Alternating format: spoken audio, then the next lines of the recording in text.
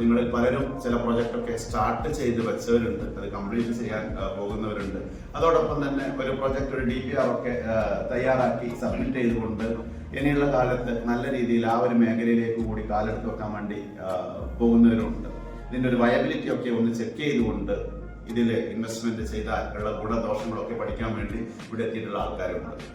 Non ക്രെഡിറ്റും രണ്ടും കൂടിയിട്ടുണ്ടാണ് ഒരു multi purpose society ആയിട്ട് മാറ്റാൻ വേണ്ടിയുള്ള ഒരു ഏർപ്പാടാണ് ഇന്ത്യ മുഴുവൻ നടന്നുകൊണ്ടിരിക്കുന്നത്.